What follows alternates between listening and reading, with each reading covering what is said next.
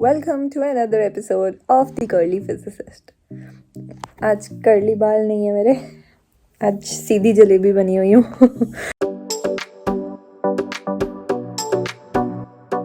तो आज के टाइम में अगर हमें एक जगह से दूसरी जगह जाना होता है, we take more than an hour. But what if हम मार्स तक की journey less than an hour में करते हैं?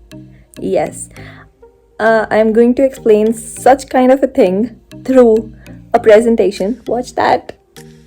Can anyone tell me कितना टाइम लगता है अर्थ से मार्स तक जाने में according to our current technology? Anyone? It takes 9 months to reach to Mars from Earth. And हमारे सोलर सिस्टम के पास एक अल्फा सेंटोरी नाम का स्टार सिस्टम है. It takes 70,000 years to reach to Alpha Centauri. हमें कुछ ऐसा इनोवेटिव आइडिया सोचना है कि हम जो ये 9 मंथ्स वाली जर्नी है ये हम लेस देन एन आवर में कर लें. Less than an hour Mars तक from earth. And alpha Centauri वाला हम देखते हैं हम कितने टाइम में पहुंचेंगे. उससे पहले हम ये जान लेते हैं कि हमें स्पेस एक्सप्लोर करना ही क्यों है. Why are we doing this? अगर कोलंबस यूरोप से बाहर ना निकलते और अमेरिका डिस्कवर ना करते तो कैसे पता चलता लोगों को कि बाहर भी कोई दुनिया है.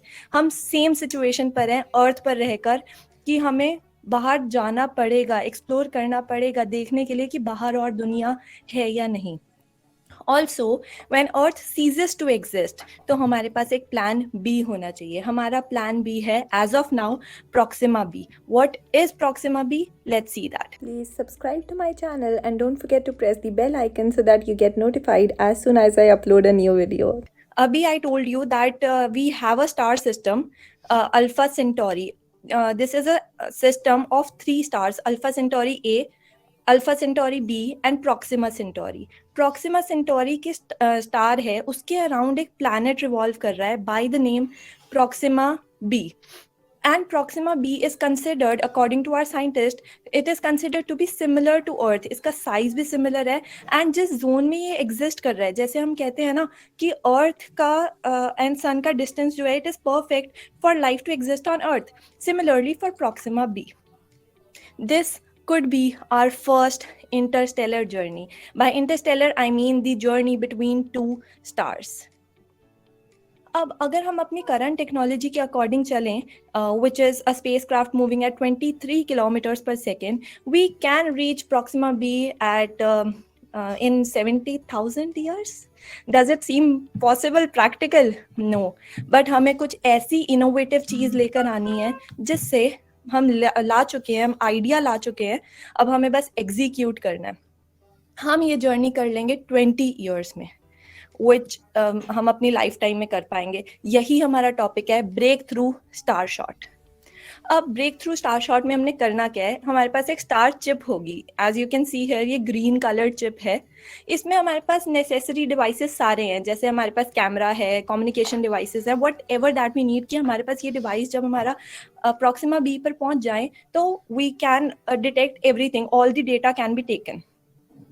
प्लस एक सोलर सेल होगी. What is a solar sail? We can learn it with analogy with sail boat. जैसे सेल बोट विंड से चलती है वैसे ही सोलर सेल हमारी सोलर पावर से चलती है. But we are not going to provide solar power to it, we are going to do this with laser.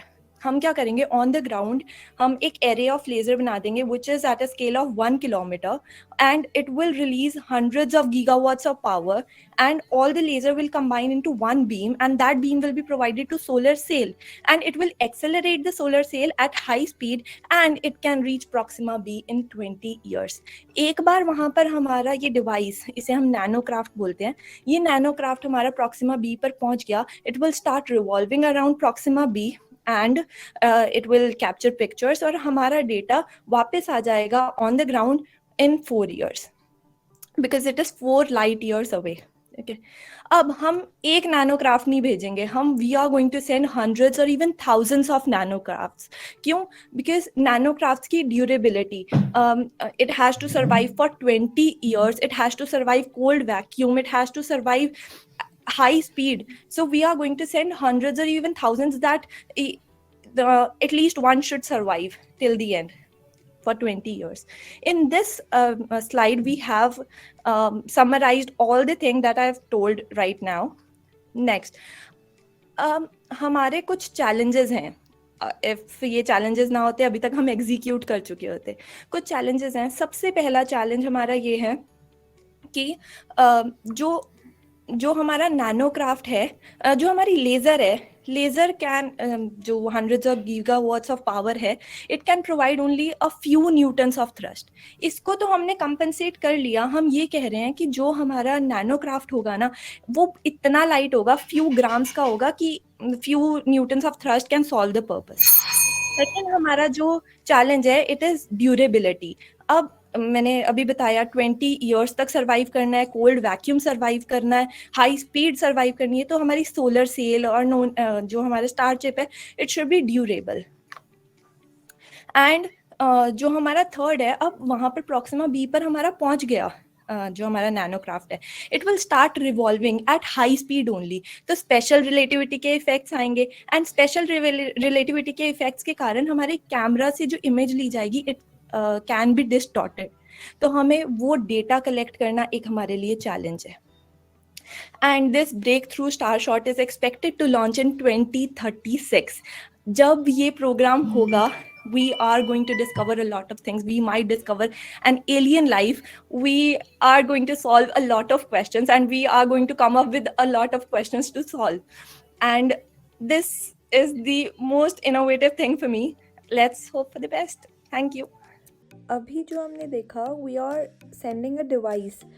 एक बार वो डिवाइस वहाँ पहुँच जाए, हम इंफॉर्मेशन ले ले, देन ह्यूमन ट्रैवल भी हम पॉसिबल कर पाएंगे. इट विल टेक टाइम, बहुत हज़ारों साल लग सकते हैं ये करने में, लेकिन दिस कैन बिकम पॉसिबल. हम प्रॉक्सिमा बी क्या कहाँ तक पहुँच सकते हैं.